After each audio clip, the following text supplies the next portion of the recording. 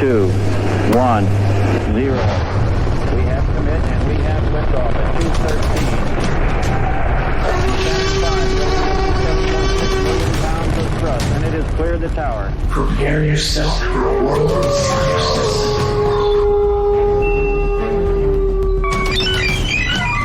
This is consciousness.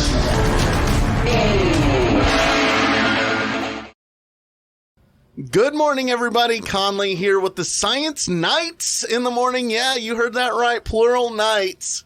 And I have Dr. Sean Graham all the way from Australia on the line with me, and also Dr. Thomas Schiller. What's up, everybody? How's it going? What's up? We're almost all assembled. I feel we're like just waiting on Honorbond to get back we're waiting from on India. Honorbond to get back from India. He's on the boat in another 3, 4, 5, 6 months, but he'll get here eventually. Yep, he will be here. So we have a interesting topic today. We're going to be talking about something that is part of all of us. What would that be? At one point, it's part of all of us.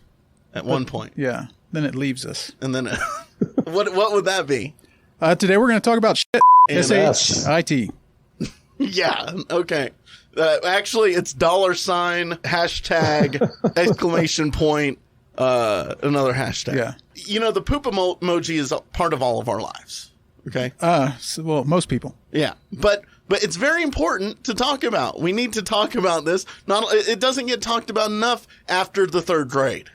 Well, it depends on the person, I guess. Yeah, I guess I'm so. 35 years old, and I still laugh about it with my friends. Oh, okay. All right. Well, this is going to be an interesting conversation. Now, hey, listen, our own bodily waste is very important to cultivate life, right? You put fertilizer on the ground. We got the dung beetles out there, like, just rolling away. Yep. That's their whole life's goal. So let's talk for the next 45 minutes about beep. Yeah, well, we should all settle on what word we want to use instead of the word that we would tend to use that we have to bleep here because, the regulatory agencies won't let us say this word among a handful of others without getting fined. Well, Sean, you've got young kids. You've got young kids. What polite word for feces do you use? I say shit. Sorry, Conley. You're gonna have your work cut out for you. Yeah, but I got my work cut out for me. That means something different in Australia, though. That's like a term of endearment or something. Well, they swear a lot more. There's a lot less of the kind of puritanical. I mean, I go to the park and I see kids and they're just dropping F-bombs left and right. The C word, you name it, they're going to town.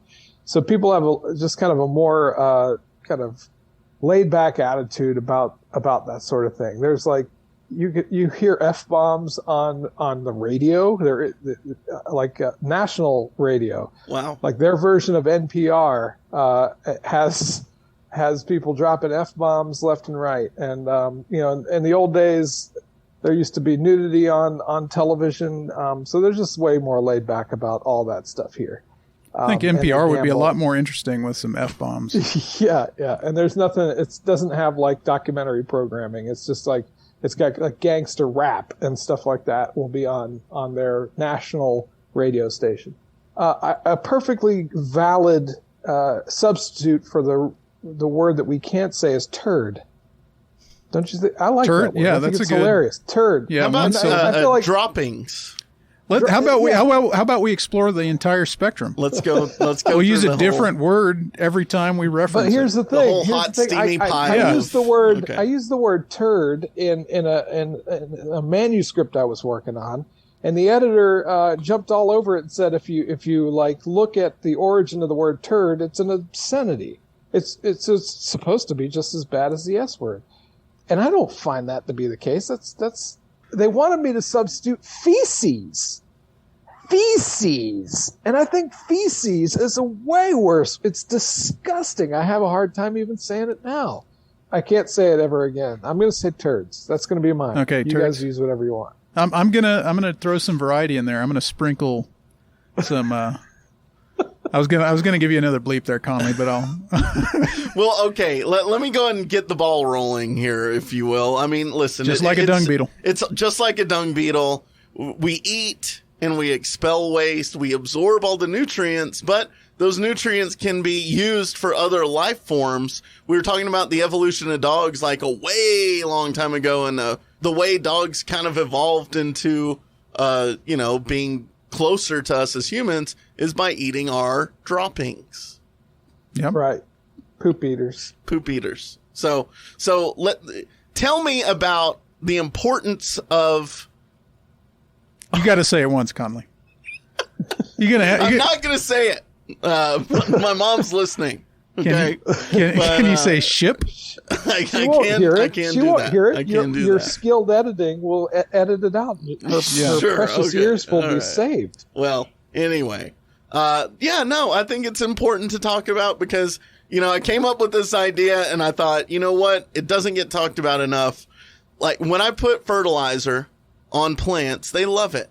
So what's up with it? Yeah, I mean, there's plenty of so digestion isn't 100% efficient, and so there's plenty of nutrients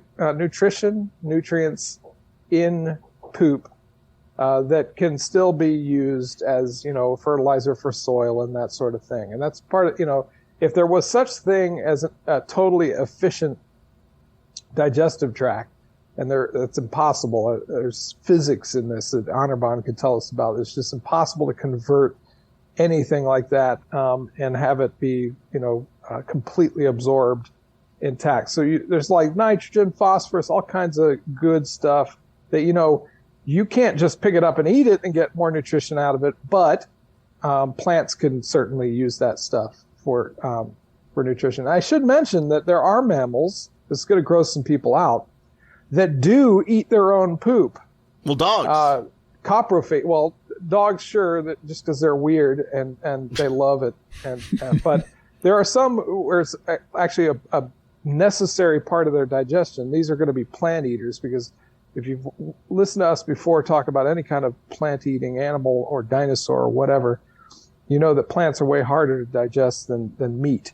And so plant eaters, to get all the nutrition they need, might have to pass the poop through another turn to get everything they need out of it. And so the classic example of this is it's called coprophagy, and rabbits do this. Rabbits will eat, and you could actually, if you go out in your backyard and you have cottontails or jackrabbits, you can find little turds that are kind of soft and wet and greenish looking. Mm-hmm. And these are some that have only passed through their digestive tract once, and maybe you scared the rabbit away and it pooped and didn't get a chance to eat them.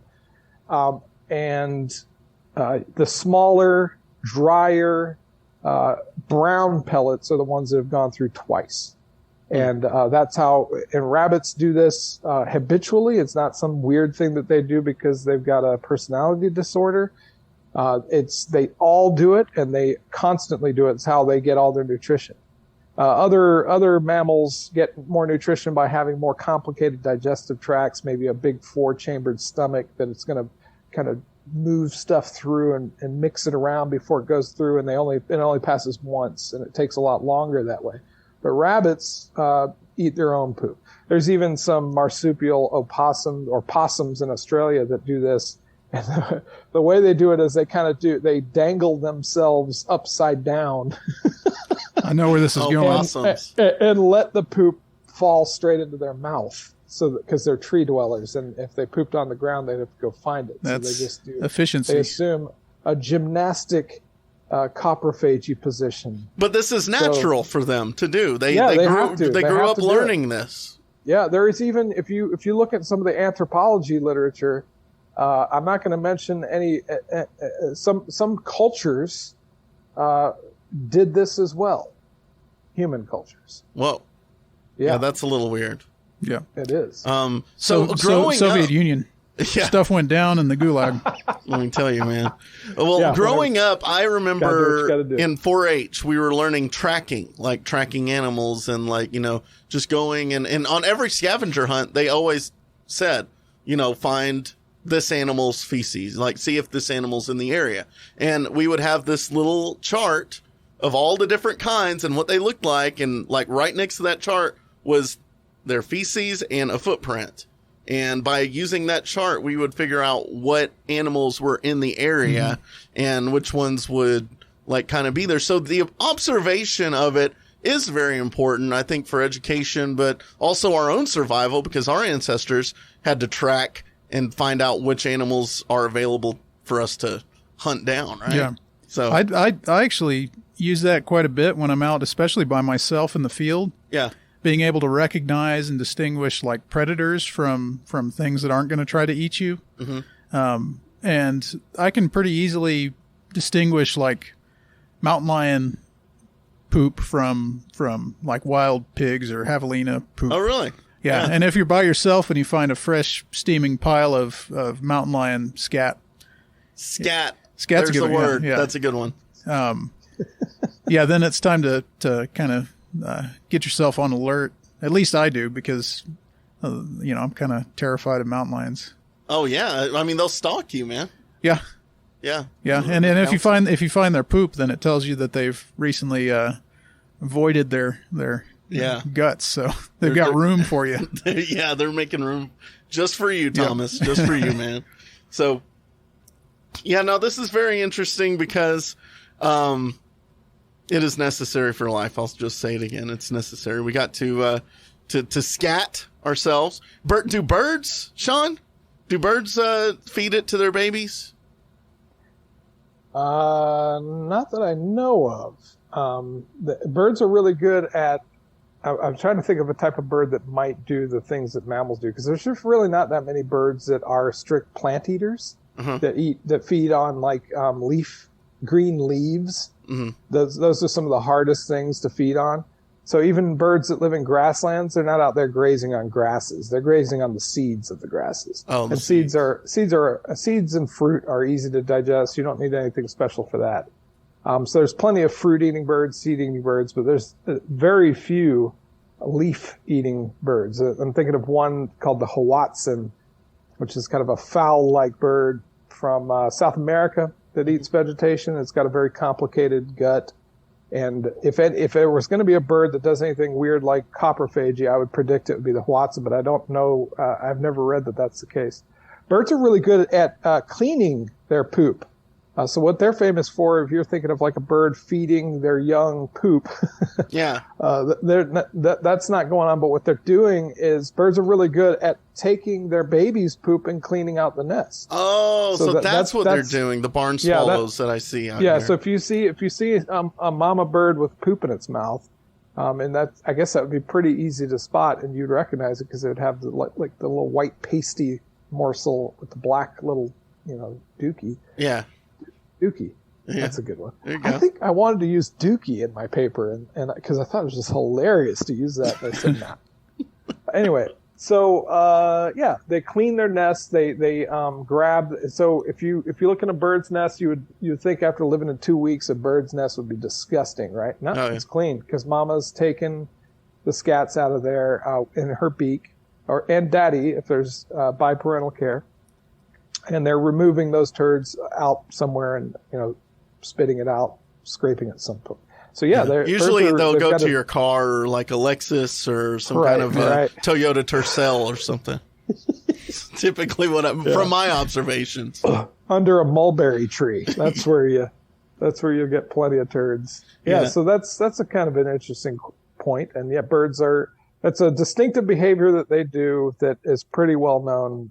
And they're including the eggshells. They'll take those away and get rid of them as well, because any of that stuff could attract potential predators. And it can be kind of extra stinky. So they're really clean with their nests. Interesting. Okay.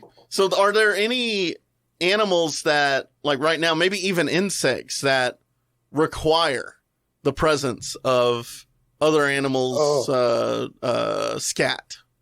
Well, yeah, the one that you mentioned before is pretty spectacular, the dung beetle. And there's plenty more where that came from. There's kind of a whole, all kinds of flies and microorganisms. There's a whole kind of small sub-ecosystem that requires poop for its existence. Just like there's always stuff on standby to break down dead stuff. There's this decomposer, decaying ecosystem specialized beetles, flies, all kinds of things that just spend their whole lives kind of scanning the horizon for turds or bodies to invade. And there's certainly some, especially in places where there's a lot of poop. There's a really cool snake biologist who does talks on this. He just loves kind of weird ideas. This guy, Harry Green, mentions that what he learned from going to the African savanna is that poop is pristine, if you can follow that.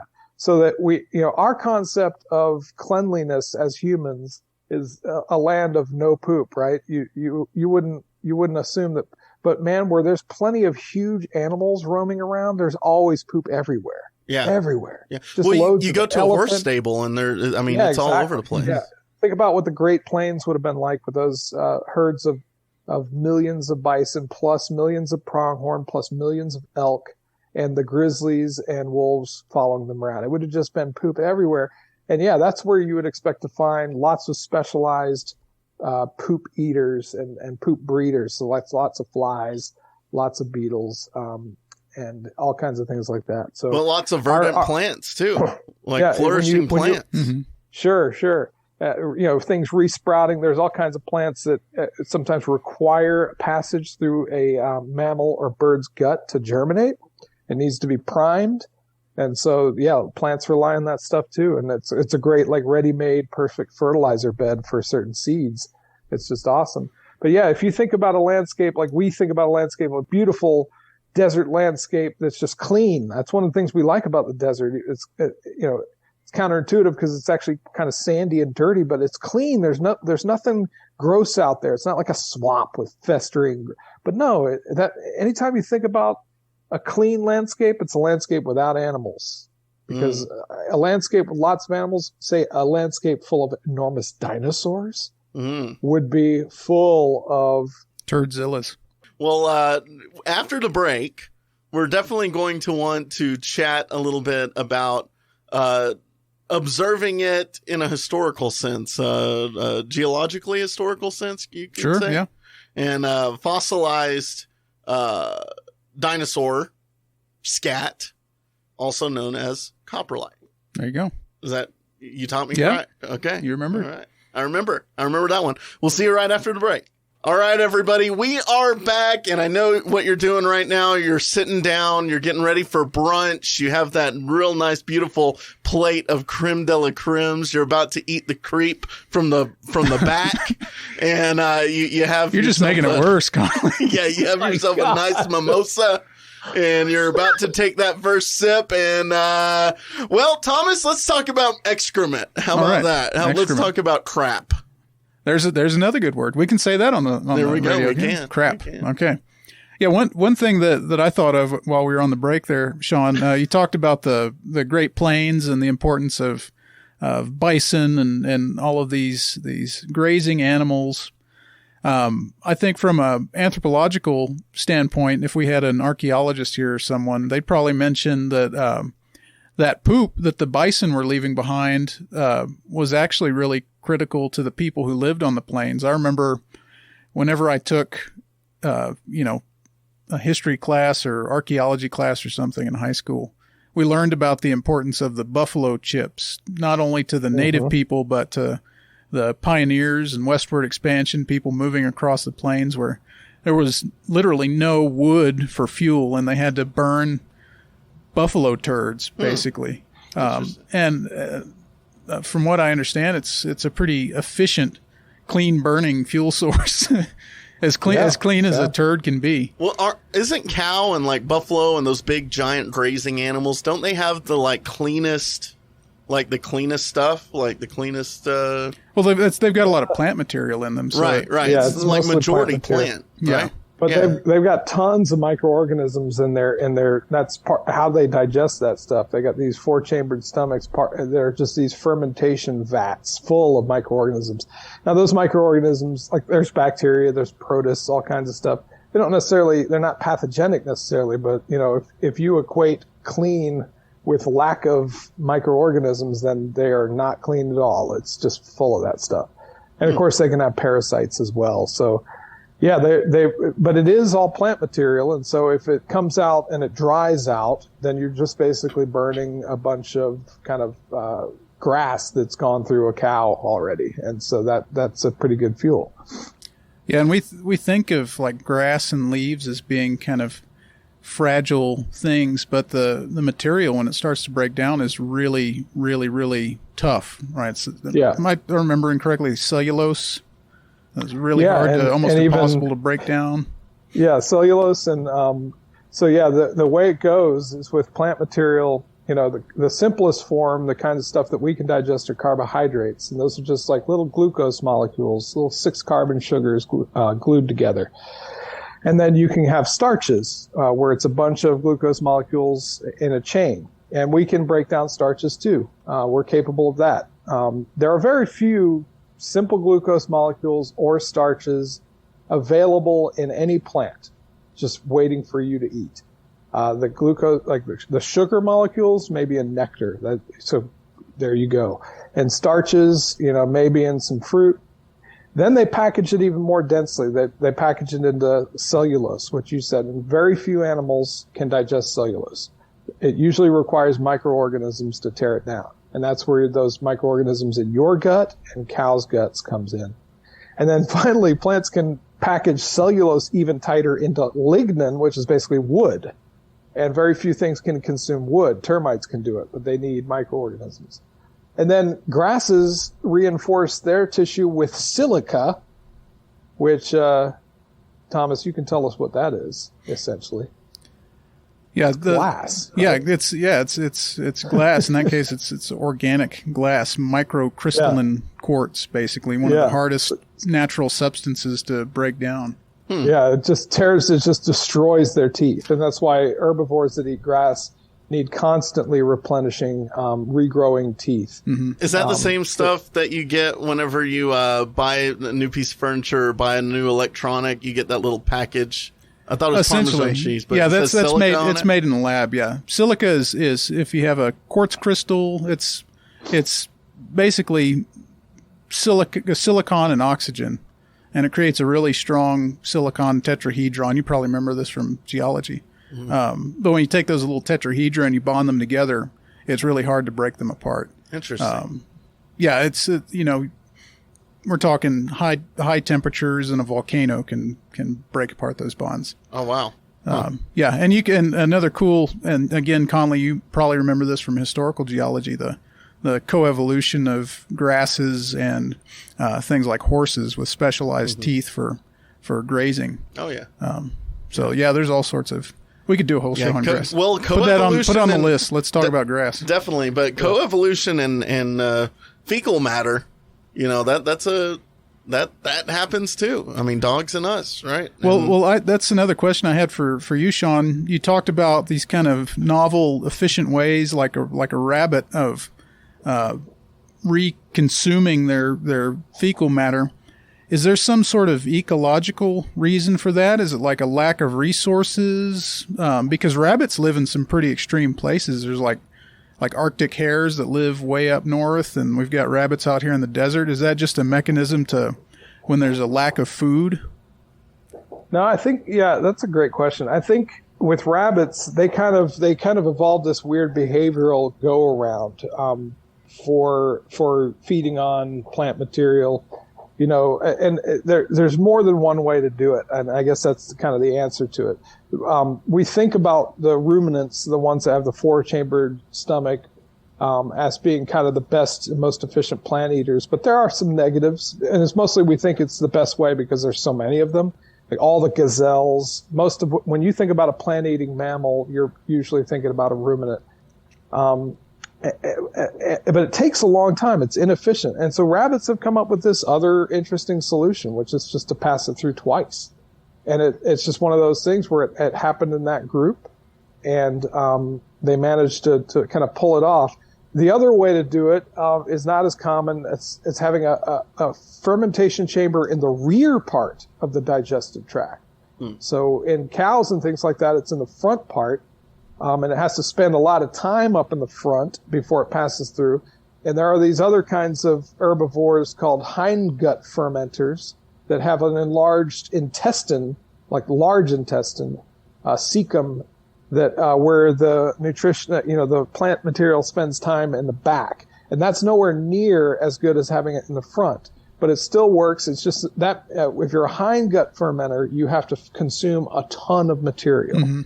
And eventually it works out. But you just have to eat a lot more than you would if you were a foregut fermenter. So horses, for example, are hindgut fermenters, and rhinoceroses and a few other things. And there's just not as many of those around as there are the foregut fermenters. So we're kind of tempted to conclude that the foregut fermenters are the best because they're right now the most dominant. So do they evolve based on their diet or based on their species? Because isn't a horse and a rhinoceros aren't they related? They're in the same group. Yeah, so there does definitely seem to be a kind of evolutionary history here that the group, the perissodactyls, the odd-toed mammals like horses and rhinos tend to be hindgut fermenters. And even-toed, the artiodactyls, even-toed mammals are usually foregut. Not all the artiodactyls are. Like, for example, pigs are an example of a artiodactyl that doesn't have a four-chambered stomach. So they don't eat as many of the plants. But there definitely seems to be kind of like this evolutionary kind of tendency here, the hindgut fermenters in one group. And maybe back in the early Cenozoic, they were kind of evened out. There were a lot more of the perissodactyls around, but it seems like over time, probably with I would suspect with the spread of grasslands, that artiodactyls kind of eventually more or less took over, and perissodactyls have kind of started to tend to go away. And the really cool thing within the marsupials in Australia, who've had their kind of own evolutionary history on their own, both types have evolved within the marsupial herbivores. And so we got foregut fermenters with four-chambered stomachs, and they're not the same four-chambered stomachs that the artiodactyls have, that the ruminants have. It works the same way, but they evolved it independently. And it turns out they're the most efficient in Australia too, because the kangaroos have that. And the kangaroos are by far the most successful Australian marsupials. Yeah, that's really interesting because, I mean, Australia and I guess New Zealand are kind of test cases, right? Because they are so far removed from everything. Yeah. Do you think they've evolved quicker or slower or what? Or just differently? It seems like differently, I think. But in many cases the same way. So just independently, I guess is the best way to say it. Okay. But no, like if you went back, it would be really cool to see the full marsupial fauna that was available in the Pleistocene, in the Ice Age. There were a lot of stuff there. Just like in, North America, there were a lot more antelope and, things that are related to pronghorn, and there were, the megafauna was around, and there was a lot of stuff to see. So that makes me think that the marsupial stuff evolved at kind of a very similar pace and in response to many of the exact same climate factors that were going on worldwide, but just with a different pool of mammals to start with. They started with mostly marsupials and a handful of monotremes, the egg-laying mammals. There weren't, there were a handful of placentals that got there, like seals and bats and some rodents, but mostly it was the marsupials. And so you got a very similar fauna that is totally unrelated to the fauna in the rest of the world. There were giant wombats that would have filled the role of, say, a enormous tapir or rhinoceros, a big hindgut fermenting wombat. Diprotodon that was the size of, a VW bug, things like that. Really cool. Yeah, that's awesome. Well, I imagine it's turds. Hey, we got to get back. Let me circle back to turds. Okay, yeah. Wombats, most people would have heard on the web have square turds. Square, like the really Wendy's burger. Yeah, like exactly like that. They're cube-shaped turds. That are about, let me see, what size? They'd be like the size of an ice cube, and they like to put them on little stacks, which is great. So it's one of the easiest mammals on Earth to identify from its scat because of the behavior of where they like to drop them in a little pile on top of a rock, and they're the size and shape of an ice cube. So have no problem. That's weird. So do they If get you see like that- extra style points for doing that? What, They do from me, absolutely. They get to stack them afterwards. but is there a reason why there's a specific place animals lay the brown egg? Yeah, if you will. That's a behavioral thing. So mammals have done this outrageously awesome thing where they've basically used, since they've got to poop anyway, and it's smelly, and there's all kinds of chemicals in it that can kind of other mammals can maybe use to assess the pooper. Mammals have, more than just about anything else, have used poop as a communication device, and that's why they're doing it. They're dropping it in very obvious places. Poop is a great communication device because it can often broadcast some sort of a signal for a decent amount of time before it finally kind of dries out and loses its smell. But it's great because if you leave that thing, you don't have to be there for the signal to be received. It's this long-term signal that you can safely leave behind and then go away somewhere. And then maybe your rival comes along the next week, smells it, and you're long gone. You don't have to get in a fight with that animal, but you've delivered the message that this is your territory. And so that's why mammals are so preoccupied with pooping in special places. It's all communication. And it's especially important in mammals that are smell-oriented mammals, which is almost all of them. Right. The only group of mammals that isn't smell-oriented, that doesn't do this very frequently, is primates, us. We use visual signals more, monkeys, apes, and humans. So we're not, that group, the primate group, are not as obsessed with dropping turds everywhere and smelling them, but almost every other mammal group is, because they're very smell-oriented. Yeah, tell that next time you find a burning bag on your doorstep. I bet you kids don't even do that anymore. That I don't think so. Probably not. Well, let's move from mammals, Dr. Schiller and Dr. Graham, to reptiles or even dinosaurs. I've never seen a snake turd. I've never seen one. Have y'all? Have you seen it? Well, but I've seen them only because exist? They look a lot like bird turds because reptiles have that similar. They evacuate their nitrogenous waste, like their urates, the urine kind of stuff, which is in reptiles is a semi-solid paste. That white stuff you see on a bird turd is actually the urine component, more or less. So cloaca is the reason. Yeah, exactly. It's a common opening. It all comes out at the same time. And they've got this really nice crystalline, solid urate waste product that they avoid at the same time. And snakes do too. So snake turds are pretty gross. They'll have a little bit of hair in them if they've been eating rodents, and then this white paste. It's not as smelly. It's one of the least smelly turds you can get your hands on, honestly. That's surprising. Oh, yeah, I mean, the snake turds are these because I've seen this a few times. I've never directly seen a snake dropping a deuce, but there's another turd term for you. There you go. Deuce. Occasionally, walking around out in the desert, you see these kind of long white, almost smears on the surface. Is that probably snake droppings? Probably not. I'm thinking, that kind of crud is probably bird. I think it would be like an insect or something, leaving its. Yeah.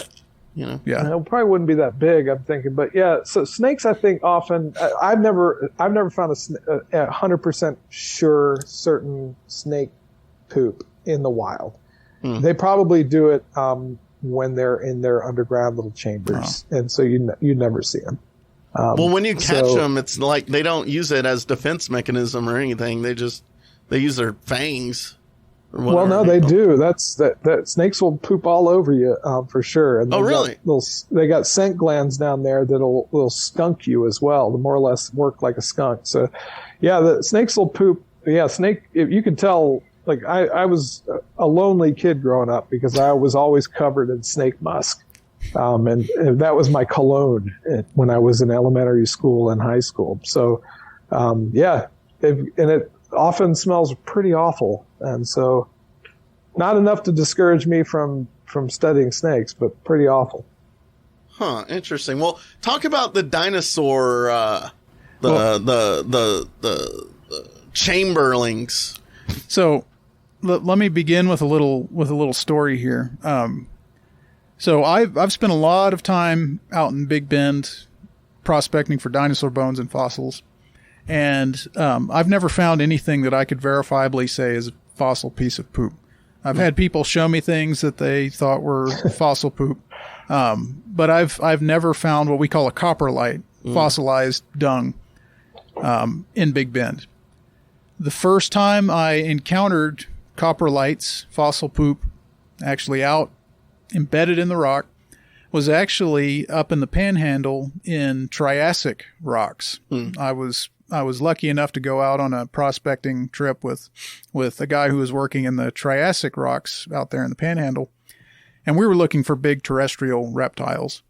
And I came across this mound in these Triassic rocks, and it was full of like chalky white things. And chalky, yeah, they were really Like rub off white. on your hand? Yeah. Huh.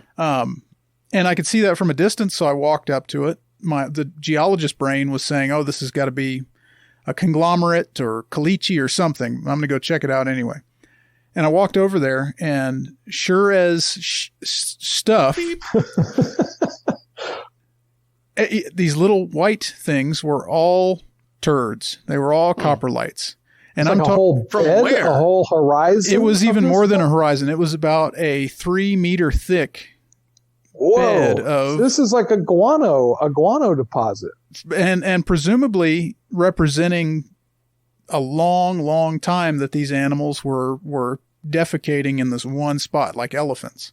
Interesting. And the guy I was with had never seen that. There was no explanation for it. We could tell that they were phytosaur turds. These phytosaurs are these big kind of crocodile-like terrestrial reptiles. Huh. But they were all going there to do their number 2. Did you guys publish that? That sounds incredible. I don't know if the guy published it. I just went out followed there. up on it? I went out there once, and I don't know if he's since passed away, but Yeah.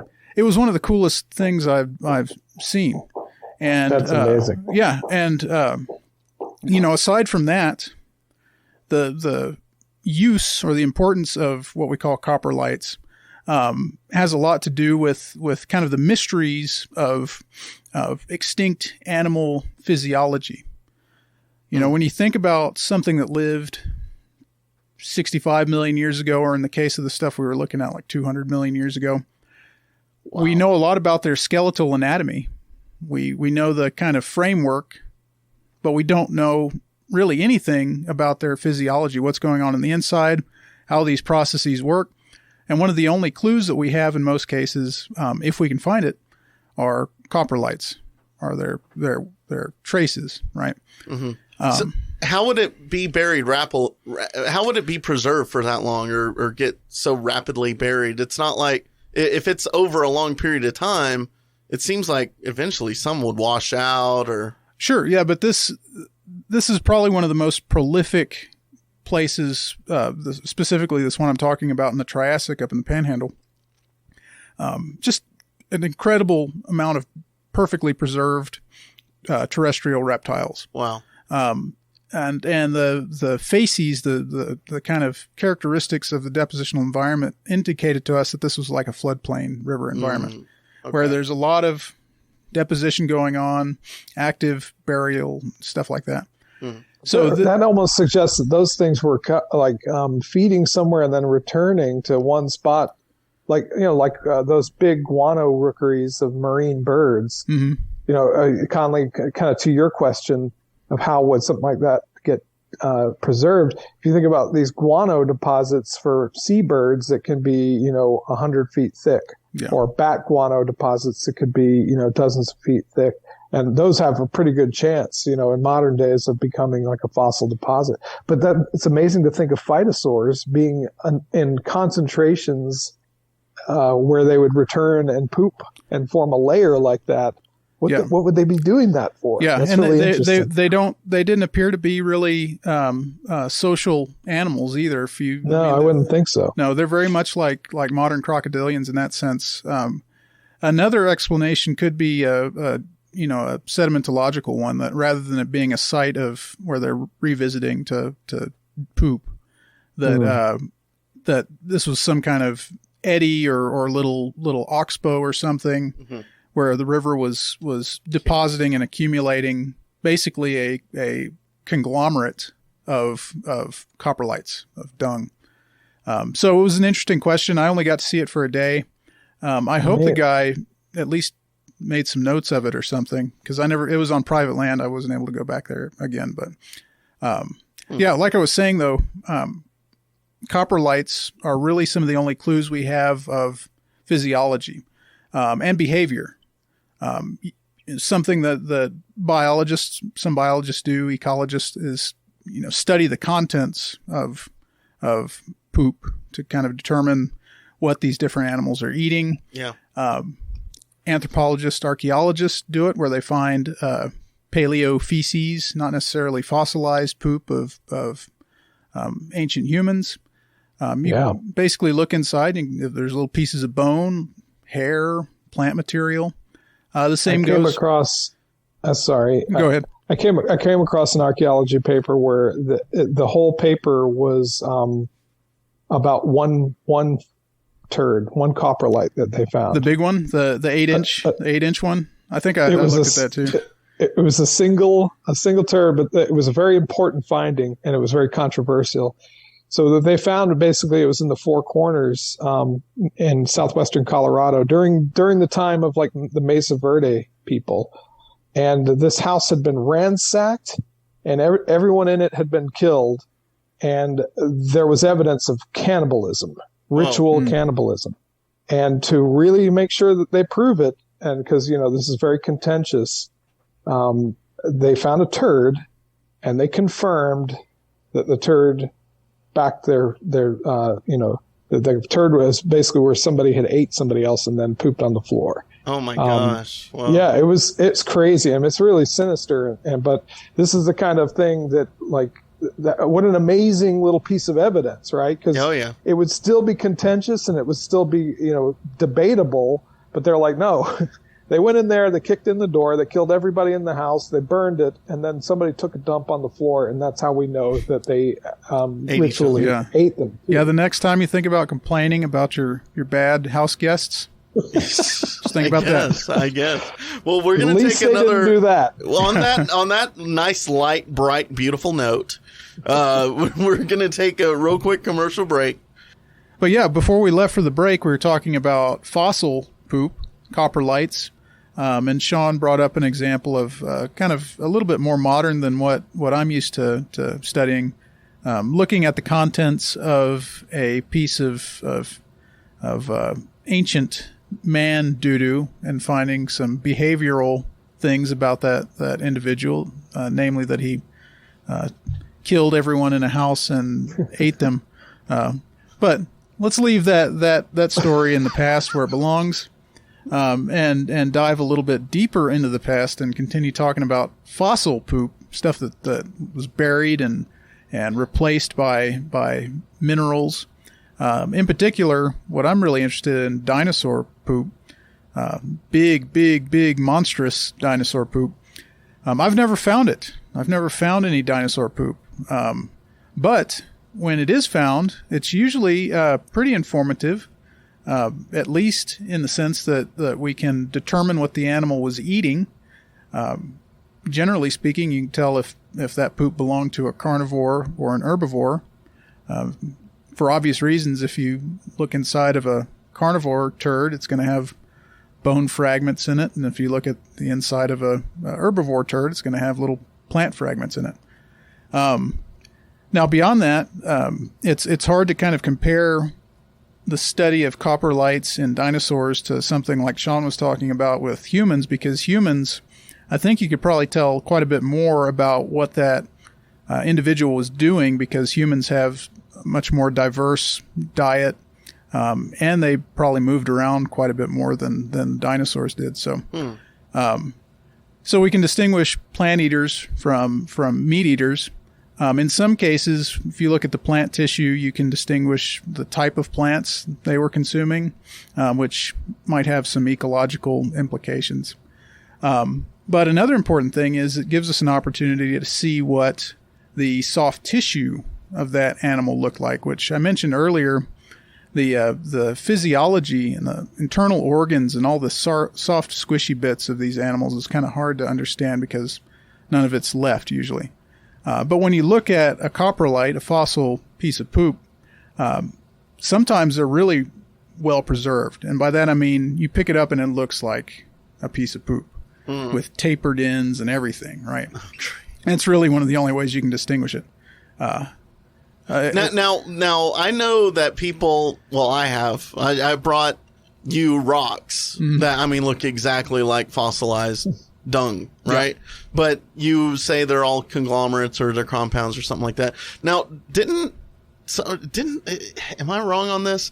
Some dinosaurs use rocks to help digest. Mm-hmm. And what would that be classified as? We call those gastroliths. Oh, gastroliths. And dinosaurs weren't the only animals to do that, and birds do it today. Living dinosaurs do it. They have a specialized organ to do it. But we find in some cases dinosaur skeletons, especially big herbivorous dinosaurs, with rocks in their stomach cavity, basically. And they wouldn't ever pass them? I'm sure it happened occasionally. Oh yeah.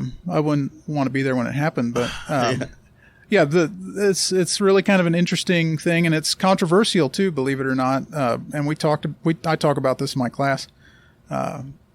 Is being able to tell whether or not these things are actually gastroliths or just highly polished rocks, because that's what they look like. They just look like highly polished rocks that you get out of a creek.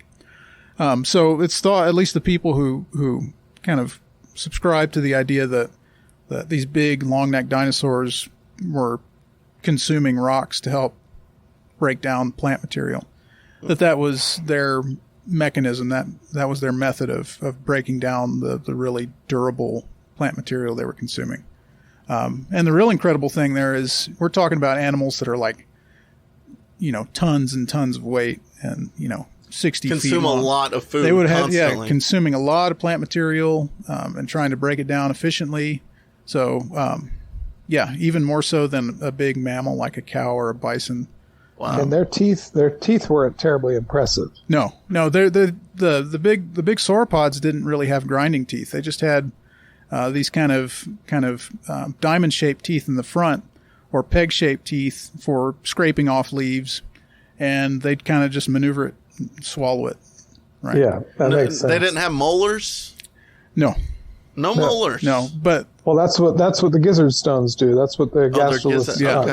That's the equivalent. So, like in birds, no birds have teeth, but there are some that need grinding surfaces, and they use gizzard stones like molars. That's what they're using it for. So turkeys are a good example. Turkeys will just swallow hickory nuts whole. Hickory nuts are hard as rocks.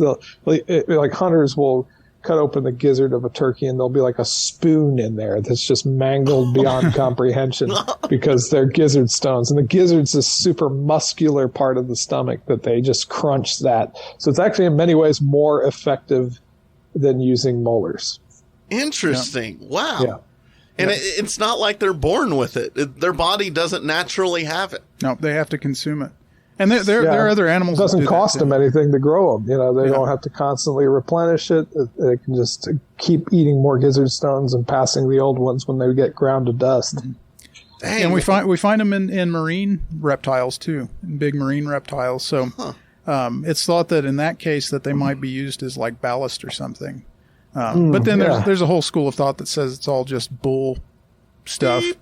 And that they're just polished rocks that are found sometimes associated with skeletons. So, that's pretty interesting, because you would think that if there was a hickory nut shortage, or if there's a disease that wiped out all the hickory trees that produce the nuts, or I don't know what a hickory nut is. I've never seen one, but it's a nut that comes from a hickory. That's what I would assume. That's what I would assume. I should have used acorn for West Texas. Oh, there we go. Acorn. I know what an acorn Acorn is. An acorn. I know that one.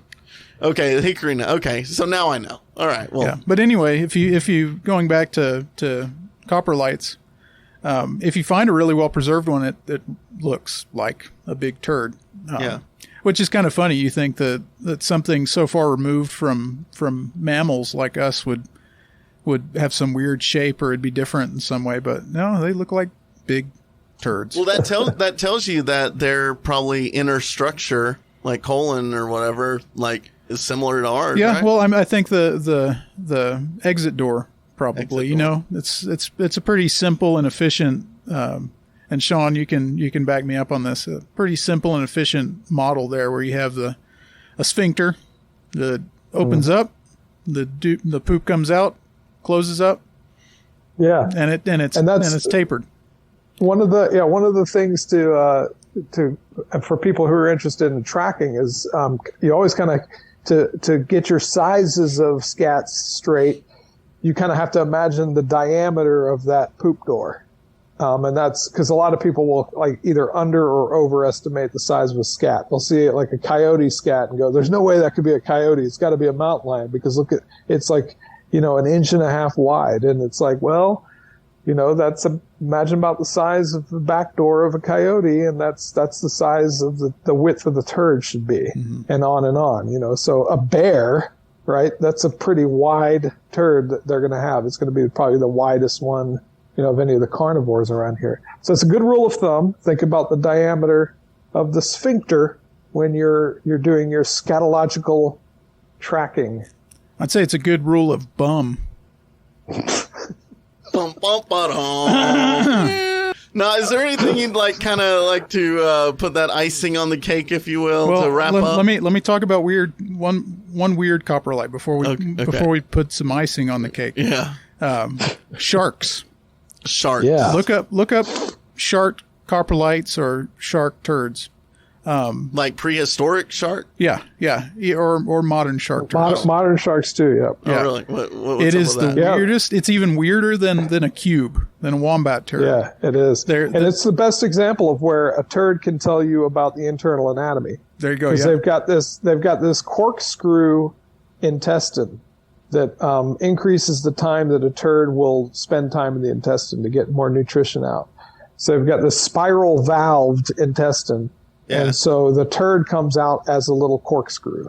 So they got that extra spin cycle on. Yeah, That's right. Exactly. That's exactly right. Yeah, it's like this weird little coiled. Some of the fossil shark turds that I've seen almost look like a snail shell. Really? Yeah, they're weird. Wow. Yeah, I encourage everyone, go look up shark coprolite if you want to be scientific, or All right. shark poop. Safe search filter off. Yeah. Okay. All right.